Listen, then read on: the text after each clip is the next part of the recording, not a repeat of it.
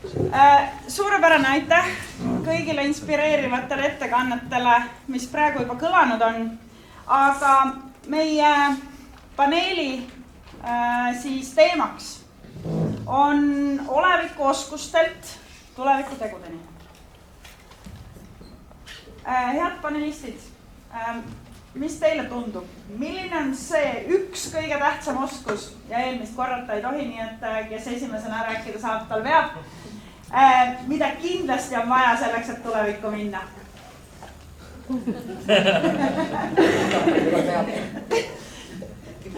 Mis teile sisse lüütud? Tegelikult küll arvutikasutusoskus.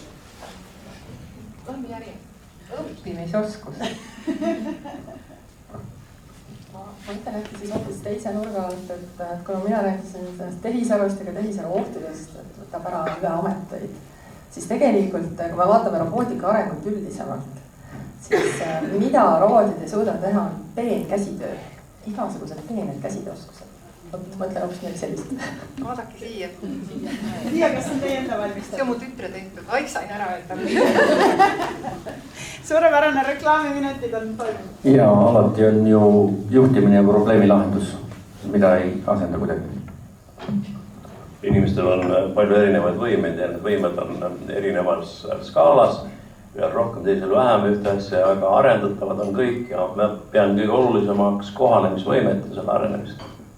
Mul minker olemas ja ma arvan, et täpselt see, kui seda iga hommikul ärkad üles ei taha oma asja teha, siis ära tee. Et siis ära, tegelikult tee selle, mis sulle meeldib, et paar aastat teed kehvasti, sunnid omale mingeid asju peale, aga kui ei meeldi, siis lõpetad varem hiljem ära, et ole aus enda suhtes, tee mida, mis sulle meeldib ilus. Suurepärane, mul on hea meel tervitada Taavi Holterit, kes on Pärnu ettevõtja. Kui me seda paneeli kokku panime, siis ma helistasin Taavile ja ütlesin, et tead Taavi, nüüd on see asi, et meil on vaja ettevõtjat, meest ja noort. Vabandust, Lauri Väidmäk, see ei olnud midagi isiklikku. Aga nii, et Taavi kvalifitseerus, aga Taavi ütleb jaa, mõistust kindlasti. Mida veel on ettevõtluses vaja selleks, et olla edukas? Ma olen selline nagu koer kotiga, kes lihtsalt jookseb ja teeb.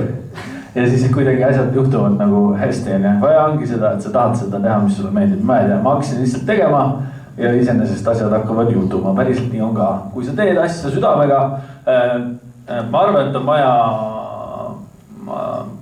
ausust ja õigsust. Tähendab siis seda, et sa oled eriti selles väikses Pärnus, et sa teed seda, mis ühesõnaga ei teinud teistel halba selles üle sõites teistest, et siin mul endal tuttavate ettevõtjate puhul väga hästi näha see, et kes kunagi, kuigi see 90-ndatele võib-olla oli rohkem selline, aga meie, ma ei tea, siin tee nii, et sa oled teiste inimestega nagu arvestad seda kõike ja siis põhimõtteliselt jah, tee seda, mis sulle meeldib teha ja ma ei tea, ma natukene rändin juba, et siin, aga jah, et kui sul endal, siis need asjad kuidagi lähevad iseenesest, et mina ei teadnud 5 aastat tagasi, kui ma selle ATV seal mere peal käima panin, et ma teen sadama südalinna, et siis need asjad lähevad kuidagi, sa ei pea teadma, mis sa tegema hakkad veel. Midagi siukest, mis meeldib, hakkad seda vaikselt chippima oma päris töö kõrvalt on ja kohe ära mine, ma ei tea, mingi full on nagu täiskaartidega asjaga välja, vaid step by step. Samm-sammalt, absoluutselt. Indrek, kuidas teile tundub, kuidas täna toetab Saksa tehnoloogiakool tulevikuoskuseid? Kõigepealt naabrile repliigiks, et kindlasti on vaja noortele meestele juurde vanemaid mehi, kes on kogenumad. Absoluutselt, mul on äripartner, on varem. Okei. Kuidas me toetame? Me oleme juba siin 25 aastat saab, kus me toetame tulevikku ja sellest osast on hea rääkida, et see, mida me alustasime, see ongi juba ka tänane tulevik, ehk siis olevik.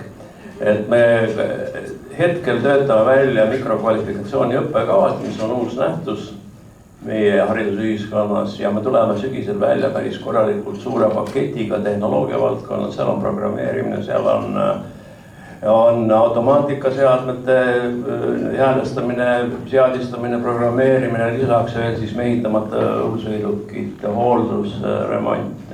See on variante kuskil 10 erinevat õppekava tuleb. väga hästi. Tulen siit järjest edasi. Lauri, millised on need oskused, mida täna kohalikus omavalitsuses karjuvalt vaja on? Ja üldiselt anname süsteemselt hädas tugevate juhtide leidmisega, ehk siis valdkonna ekspert ja juht ühes koos. Ehk siis neid probleeme, mis esile kerkivaid on, kas või nüüd on niisugused moodsa aja küsimused, on ju, siis alati on, kes teeb, on ju, kes viib selle meeskonna selle tulemuseni, et neid inimesi on alati väga keeruline leida. Haridusjuhid, mingid valdkonnajuhid, et erinevad täpselt tippspetsialistid, et kes siis nagu võib-olla peab meeskonda juhtima, aga väga nagu tugevalt mingit valdkonda arendavad, et neid on hästi nagu, see on alati väljakutse. Tairi, kas tehisaru võib aidata või saab aidata meil koolitada, treenida selliseid juhte, nagu kohalikul omavalitsusel tarvis võiks minna? Kuidas tehisaru rakendada koolitustel? Et ma arvan küll, et tehisaru saab rakendada koolitustel. Kas nüüd sellega saab juhte koolitada, selles ma nii kindel ei ole. Sest minu meelest juhtimine, just nagu ka siin minu esitusest välja tuli, pigem on see valdkond, mida tehisaru ei õpetajaga asenda. Aga laiemalt, et meil on ju nüüd see tehisaruprogramm koolides, et ma arvan, et sellist, kui ma oskaksime seda hästi ära kasutada, et selline nagu õpilasepõhine õpe või et igaühele nagu vastavalt tema oskustele õpet anda, et seda võiks tehisaru hakata tegema küll ja see siis juba nagu tegelikult aitaks seda haritust tõsta päris hästi, kui me oskaks seda hästi rakendada. Absoluutselt. Enam, kui palju täna on näha, et koolitusmaastikul tehisaru kasutatakse ja kas teda kasutatakse niimoodi peidetult, et temaga tehakse nii-öelda eel- või järeltööd või on ta täitsa niimoodi avalikult koolituslaua peal? Siin ma mõtlen kohe 3 aspektile.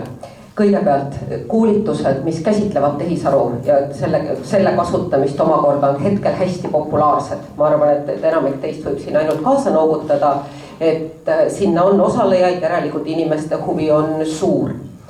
Siis kui ma mõtlen iseenda töö kontekstis, et kui palju näiteks meie haridusametnikena tehisaru kasutame, siis vastus on jaa, kasutame jõudumööda. Sageli tunneme, et ka meie enda oskused vajaksid hästi kiiret update imist. Püüame ka nii palju, kui aega jääb sellega tegeleda. Et ühesõnaga hariduses üldse tehisarul on potentsiaali.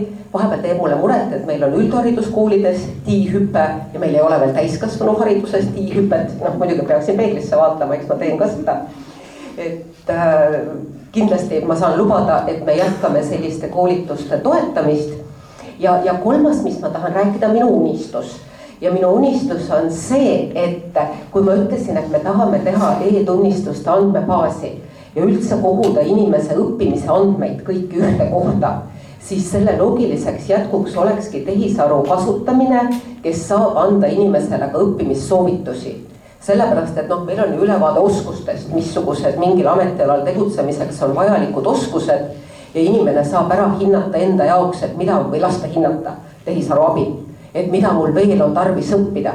Et kui siin enne öeldi, et inimene peaks tegema seda, mis paneb tema silmad särama, siis jah, vahepeal ongi tunne, et ma ei tea, poes käies vaadates mõnda õnnetut müüjat, et kullakene, miks sa siin oled, et palun mine, leia see asi, mis sulle päriselt meeldib. Ja sa töötaksid palju särasilmsemalt, aga siin ongi suur potentsiaal, et aidata inimestel leida seda, mida nad tahaksid õppida ja siis ka pakkuda lahendusi, kus ja kuidas seda õppida. Kas ma võin jätkata just nimelt oskuste kompassi kontekstis? Ehk et me oleme seda arendamas ja kui ma enne hõikasin tagant, et meil on 4000 oskust, siis tegelikult see on alles algus. Et me oleme alles sellises esimeses arenguetapis ja see tänane keskkond, mida te näete oskused.ee, oleme tagasisidet saanud, on juba päris hea tööriist, seal on 400 ametit seotud oskustega ja töövaldkondadega, päris hea tööriist karjääri nõustamiseks või infoks selle kohta, mis erinevates ametites toimub. Aga just praegu me oleme arendamas seda, millest sa räägid. ehk et isikustatud sisenemisega keskkonda, kus iga inimene saab oma varasema haridusliku ettevalmistuse, ükskõik kas siis kutse-, kõrg- või hobihariduses, panna sinna kirja, sisestada nagu oma CV sisuliselt ja selle alusel AI hakkabki pakkuma, millised oskused sul sellest tulenevalt juba võiksid olla, sa saad ise need üle vaadata ja siis vaadata seda, et millises ametis, kui palju sul juba oskused on olemas ja kuhu klapivad ja kus on puudu ja lisaks sellele on seal ka siis õppimisvõimalused, kuhu sa saad õppima minna üheks või teiseks ametiks. Et ma loodan väga, et te leiate selle ülesse ka siis, kui nüüd see uus keskkond valmis saab. Sellel kevadel veel tahame sellega välja tulla. Et sellepärast tahtsin lisada, et sinu unistus hakkab täituma. Väga hästi, siinkohal ma küsikski Indrekult, et kui on selline tööriist, mis ütleb, et nii Reelika, mine nüüd õpi vene keelt juurde, siis kas teie jälgite ka neid OSKA raportid selleks, et teada, millise paketi mikrokvalifikatsiooniga välja tulla, ma tean nüüd. Ja absoluutselt kõik meie viimase nagu aasta pingutused ongi selle peale rajatud, et võtta endale automaatika ja energeetika valdkond ja selles osas liigumegi täiesti edasi. Me oleme pidanud nõu ettevõtjatega, et mida nad tegelikult tahavad ja see, mida me sealt saame, on nagu väga hea väärtusega asi. Et kui me nüüd soovitame kedagi kuhugi minna, siis ongi just see valdkond, mida oleks vaja arendada ja see ei sõltu, kas on Reelika või Rein, vahet ei ole, kõik lähevad ühtmoodi edasi ja see on nagu see värske mõte, mis peaks olema ja toimima. Et tulles tagasi selle kohanemisvõime juurde, siis et kui sa uuendustega ei kohane, siis sa jääd maha. Kui sa lähed rongi peale, tahad minna ja rong läheb sul 5 minutit varem ja siis trampid jalgu, et miks ta varem läheb, ma ei ole nõus sellega ja ma ei lähe rongil, siis ongi ta läinud ja sa oled hiljaks jäänud. Väga hästi, aga meil on siin ka üsna palju õpetajaid, et veel üks küsimus Indrekule, et kui hästi tulevad õpetajad selle rongile minekuga kaasa? Minul on sellised õpetajad, kes kõik on rongile jõudnud ja sõidavad ilusti edasi, kus peatus maha läheb, see sõltub temast. Väga hästi, väga hästi. Aga küsin teie käest üldiselt, kes iganes tahab vastata, igasuguses elukestvas õppes ja me kõik tahame olla tulevikus tegijad, eks ju. Keegi meist ei ole siin selleks, et saada kuidagi rumalamaks. Et millist rolli just teie eludes ja valdkondades mängib koostöö selles, et õpe ei lõppeks?